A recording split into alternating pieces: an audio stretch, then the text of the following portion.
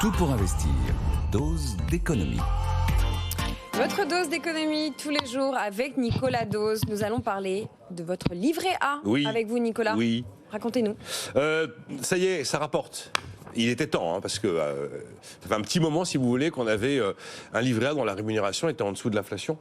Alors en fait, il ne s'agit pas de dire qu'on perd de l'argent, mais on perd du pouvoir d'achat.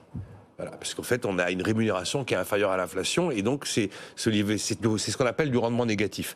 Donc ça y est, là, on a eu l'indice des prix à la consommation de l'INSEE qui est passé sous les 3% à 2,9%.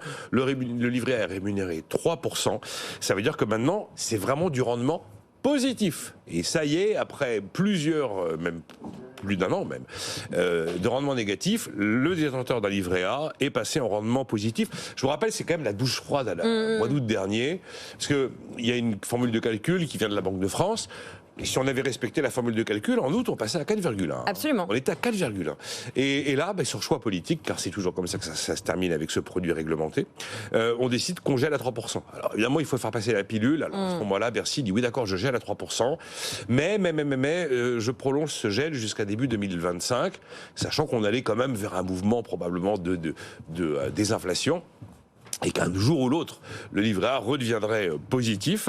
Et ben donc là, c'est la revanche. C'est la revanche des épargnants qui possèdent un livret A. Ils ont été clairement lésés au mois d'août 2023, parce que il fallait préserver la rentabilité des banques, il fallait préserver le financement du logement social, qui est lui à taux variable et qui est très dépendant de l'argent du livret A.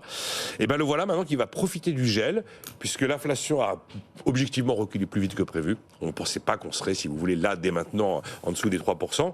Et donc, jusqu'à début 2025, il va profiter maintenant d'un gel du taux qui aurait été amené à baisser si on avait réenclenché la formule de calcul. Je rappelle que c'est le même punition pour le LDDS, le livret de développement durable et solidaire, je crois. Oui, c'est ça. Qui est exactement le même que le livret A et qui est rémunéré à 3% et qui lui aussi est gelé jusqu'en 2025.